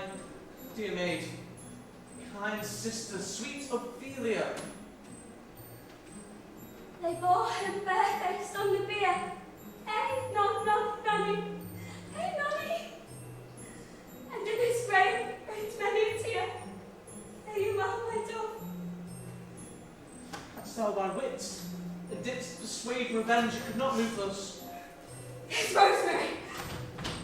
That's for remembrance. Pray, love, remember. And there is pansies. That's for thoughts. A document in madness, thoughts and remembrance fitted. There's fennel for you. And columbines.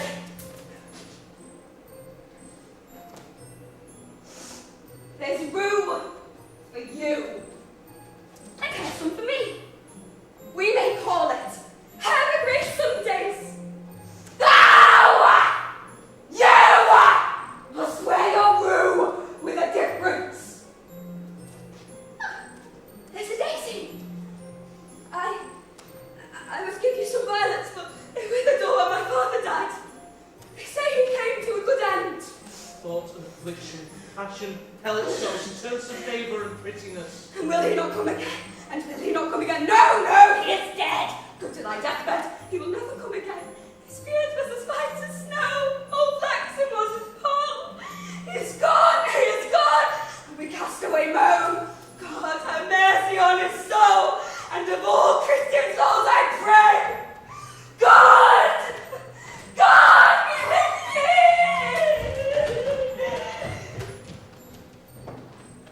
you! Do you see this, O God? Be you content to lend your patience to us, and we shall gently labour to give your soul its due content. Let this be so. His means of death, his obscure funeral. No trophy, sword, nor hatchment over his bones. No noble rite, nor formal ostentation. Cry to be heard from heaven to earth, that I must call it in question. So you shall. Where the offences, let the great axe fall. I pray you, go with me.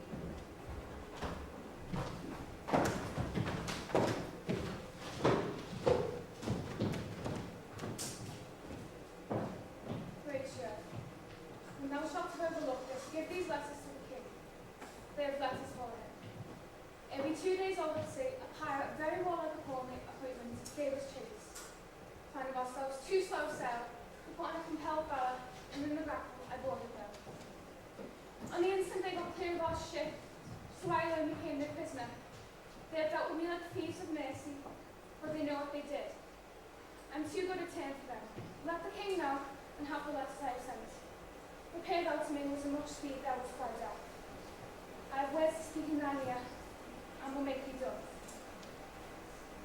Rose and Canton Guildenstern hold their course for England, and I of them have much to tell thee. Farewell, she that knoweth stand, Hamlet.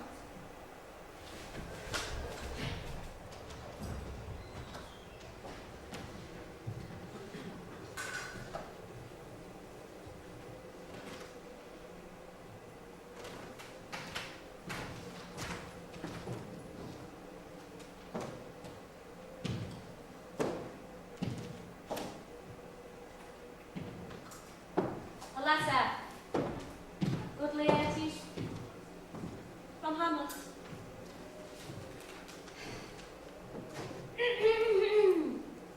High and mighty, you shall know I am set naked on your kingdom. Tomorrow shall I beg leave to see your kingly eyes, when I shall first, asking your pardon thereunto, reaccount the occasion of my sudden and more strange return, Hamlet. Let her come. It warms the very sickness in my heart that I shall live and tell her to her teeth, thus didst thou. Laertes, we be ruled by me. Aye, my lady. I will beg you to an exploit, now right in my device, from under the which you shall not choose before, for a death no one to blame shall breed, even a mother will understand to practice and call it accident. You will be ruled, my lady. Laertes, was your father dear to you, or are you the painting of a sorrow face without a heart?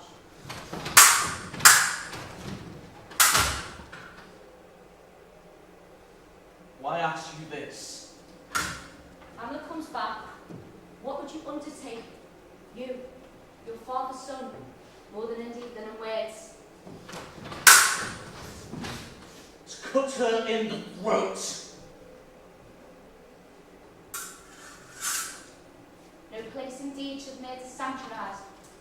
Revenge should have no bounds. Hamlet returns, know you are come home. We'll bring you in fine together. Put a little wager on your heads, and she being most generous and free from all contriving will not bruise the foils. So by ease and a little shuffling, you may choose a sword unbaited, and in a passive practice reacquite it for your father. I will do it. And for that purpose I'll anoint my sword. I bought an unction of mountebank, so mortal that no cataplasm so rare can save the thing from death that is but scratched withal. And if I gall her slightly, it may be her death. If this should fail, the project shall have a second. When you're in your motion and you are hot and dry, she calls for a drink. I shall have prepared a chalice for the nuns. Whereunto but sipping, if she by chance escape your venom store, our purpose may hold there. And on sweet queen, One won't not tread one another's heel, so fast they follow. Your sister's drowned, Laertes.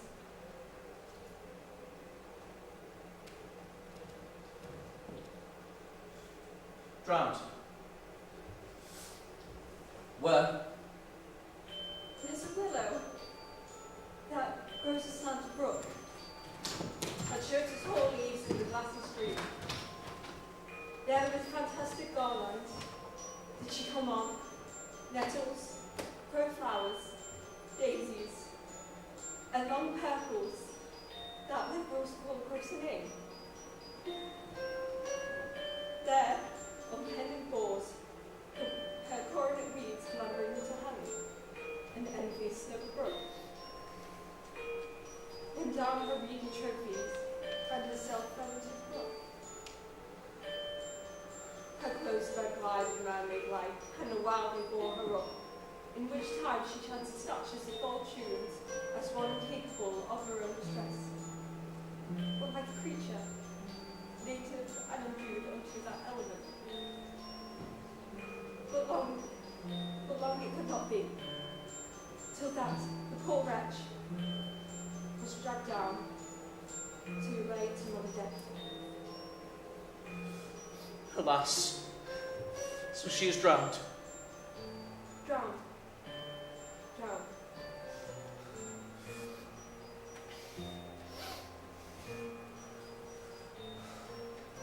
Too much water hast thou, poor Ophelia, and therefore I forbid my tears.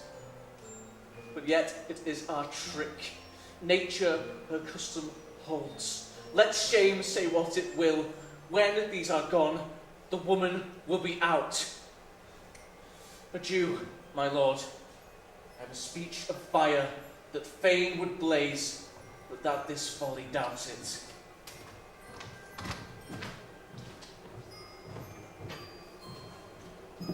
Let's follow Gertrude. How much I had to do to calm this rage.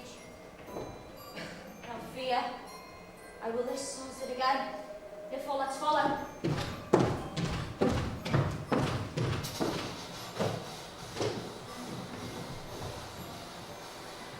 Is this fellow no feeling of his business that he sings at grave making?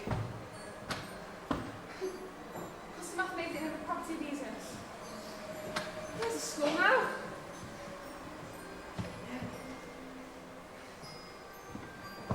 How the knave charms up to the ground as if it were Cain's jawbone that did the first murder. Might it be the pate of a courtier, which might say, "Good morrow, sweet lord, how dost thou, good lord?" Or might it be the skull of a lawyer? Where be his quiddities now, his quillets, his cases, his tricks, and his tenures? Why does he suffer this rude knave to nothing but the sconce with a dirty shovel, and will not tell of the action of his battery? Let's stop already. Whose grave is this, Rat?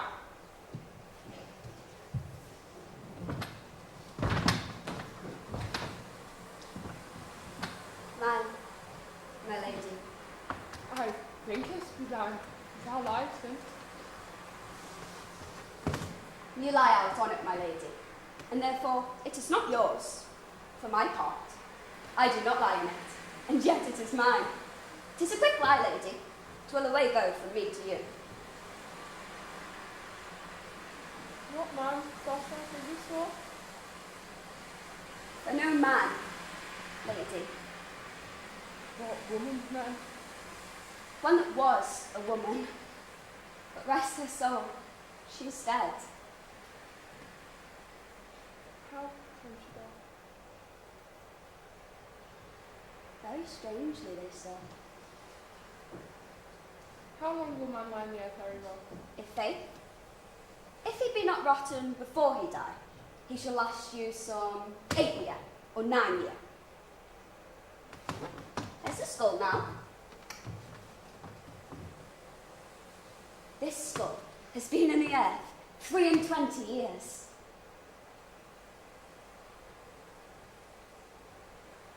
Whose was it? Whose do you think it was? Nay, I know not. Pestilence on a mad road. I caught a flagon of relish on my head once. This same skull, my lady, was Yorick's skull, the king's jester. This? Ian that?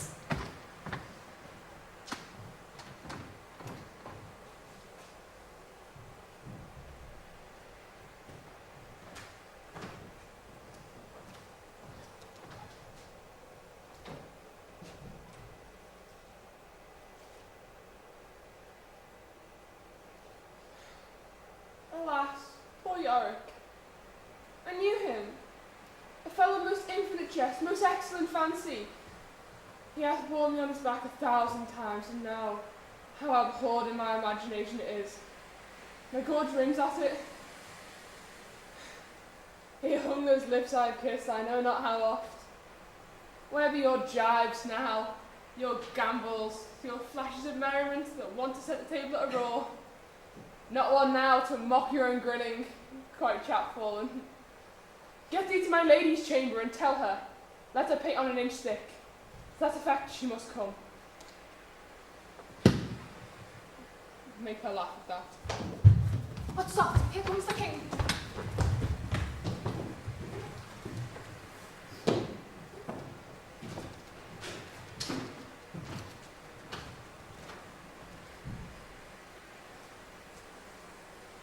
What ceremony else? What ceremony else?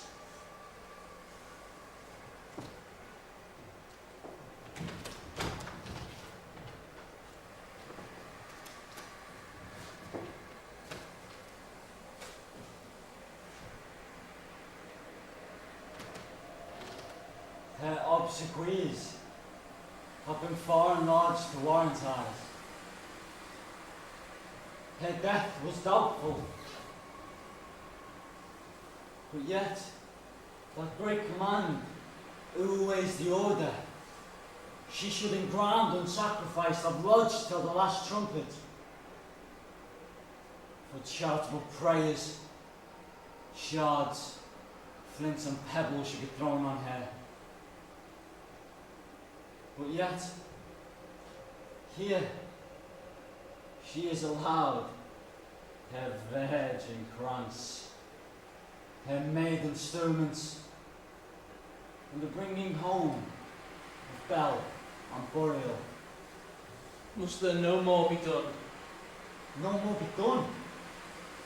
We should profane the service of the dead and sing a requiem and such rest of those as the peace-parted souls. Lay her in the earth, and for her fair, unpolluted flesh may violets spring. But I tell thee, churlish priest, a ministering angel shall my sister be when thou'st lie howling.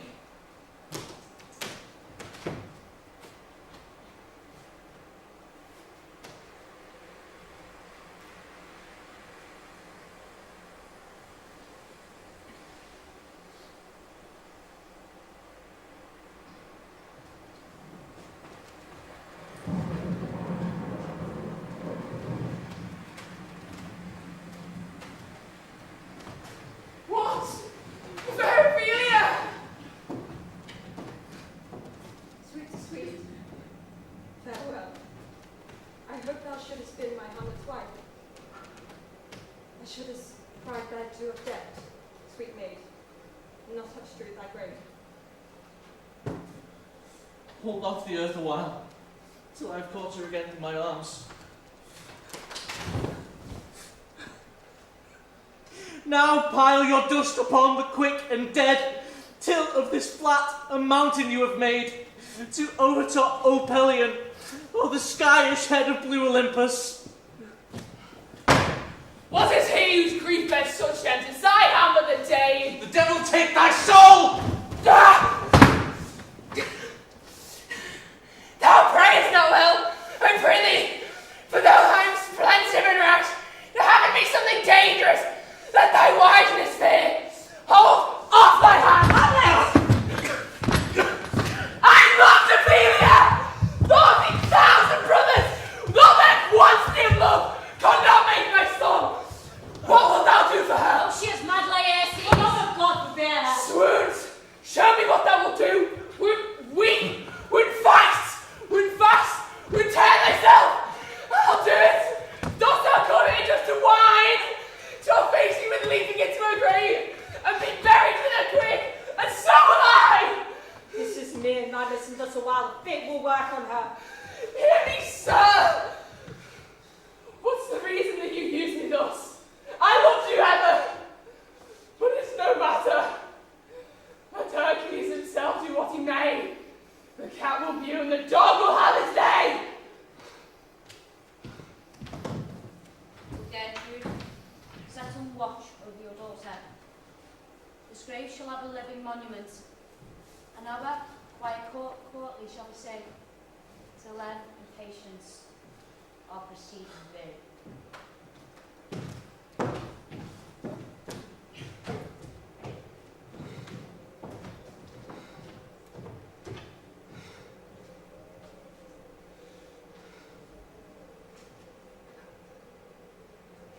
For this, sir. Now shall you see the other? Up from my cabin, my sea gown scarfed about me. In the dark earth died to find not them. Had their desire, fingered their packet, right found Horatio, a royal knavery, a royal command, blood made several sorts of reasons. My head should be struck off. It's possible. Here's the commission. Read it at more leisure. But wilt thou hear me how to proceed? I beseech you. Being thus netted round with villainies, I sat me down. Devised a new commission, wrote it fair, an earnest conjugation from the king, as England was his faithful tributary. The known these contents, without debate any further, more or less, he should the bearers put to sudden death, not striving time allowed. So Rosencrantz and Guildenstern go to it? They did make love to this employment. They're not in my conscience. Well, what queen is this? Does it not, thinkest thee? Stand me now upon! He hath killed my king and whored my mother, popped him between the election of my hopes, and thrown his anger for my proper life with such hostage. His perfect conscience to quit him with his arm, and is to be damned to let this canker of our nature come in further evil.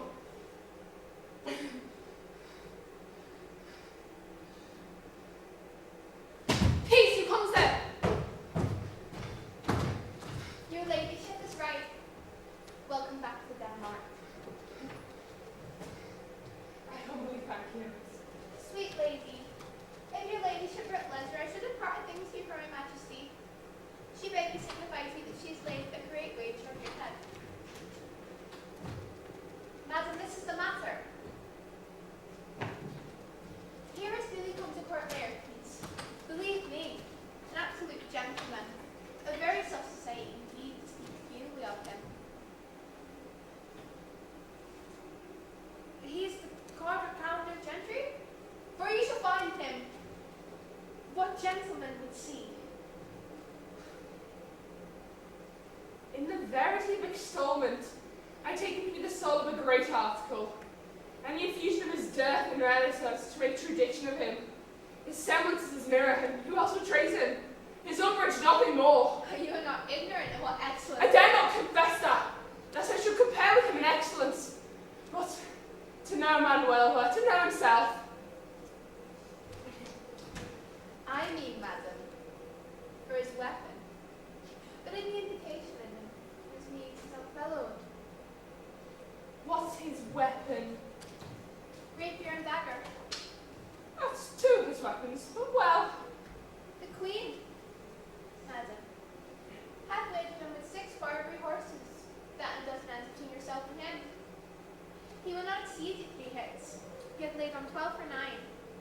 And it would come to immediate trial if your ladyship would vouchsafe the answer. Madam, I will walk here in the hall, if it pleases her majesty. 'Tis the breathing time of day with me. Let the foils be brought, the gentleman willing, and the queen hold her purpose. I will win for her, and I can. If not, I'll gain nothing but my shame and the odd hits. Shall I read the you and so? After that effect, my lady, what flourish your nature will. I commend my citizenship. Yours. She does well to commend it to herself. There's no tongue else who turns. If his fitness speaks, mine is ready. Now or whensoever, provided I be able as now. The king and queen and all are coming down now. In happy time. The queen wishes to use some more gentle entertainment on Laertes before you fall to play. She instructs me well. You will lose this wager, my lady. I do not think so. Since he went into France, I have been in continual practice. I shall win at the odds. But thou wilt not think how ills I'll hear about my heart. But it's no matter. Come, Hamlet, come take this hand from me.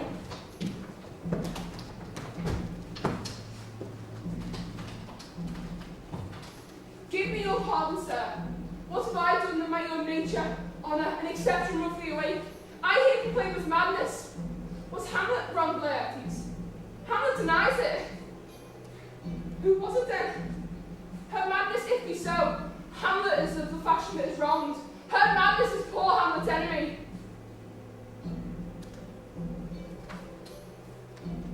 I'm satisfied in nature, whose motives stir me to my revenge. But in my terms of honour, I stand aloof, and will no reconcilement, till by some elder masters of known honour, I have a voice and precedent of peace, to keep my name ungored. Till that time, I shall receive your offered love, like love, will not doubt it. Come on.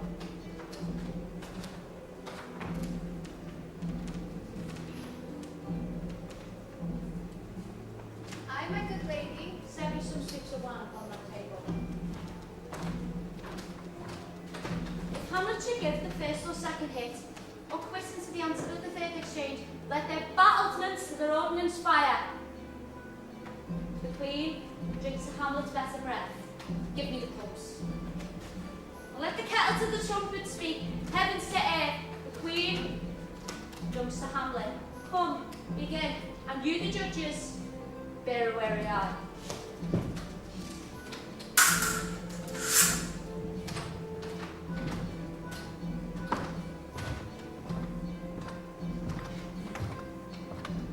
Come on, sir! Come on, my lady.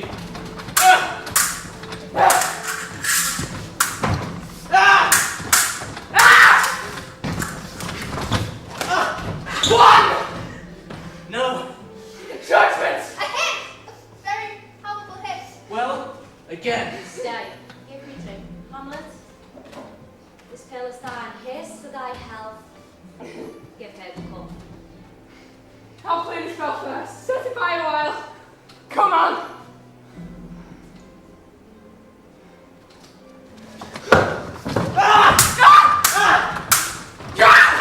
Another hit! What say you? A touch, I do admit. Or else she'll win. Come here, Hamlet, take thy napkin, rub thy brow. The Queen corroses to thy fortune, Hamlet. Good, madam. Get your two, not drink! I will, my king. I pray you, pardon me. I dare not drink yet, madam. By and by. Come, let me wipe thy face. My lady, I shall hit her again. Come! For the third, Laertes, you but dally. I pray, pass with your best violence. I'm afraid to make a wanton of me. If you say so, come on.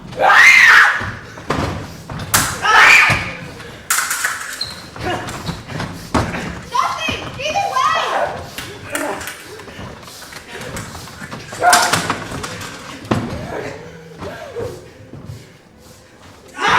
Come again!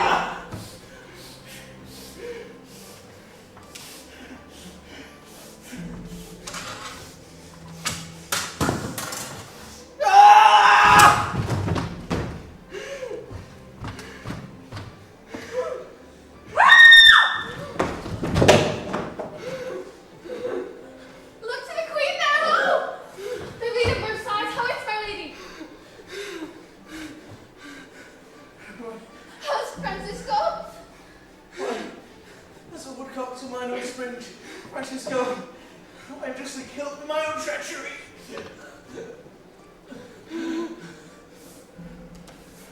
How does the Queen? She swims to see the No, Queen. no. Drink, my dear Hamlet, drink. I'm poisoned.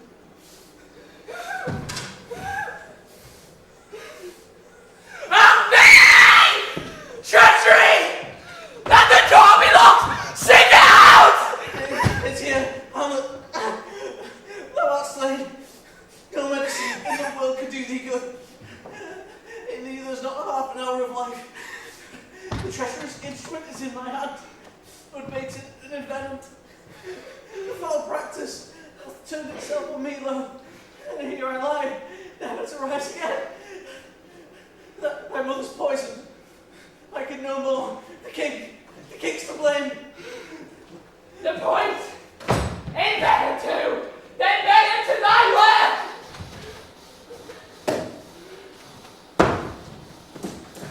Thou murderous, incestuous damned Dane! Follow my mother!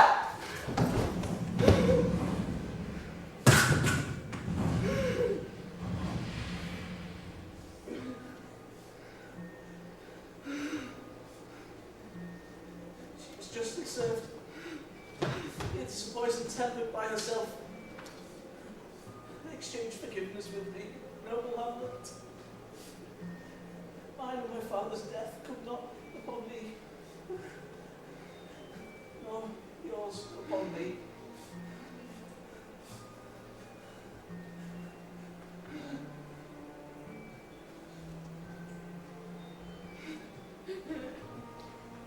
Heaven make thee free of it!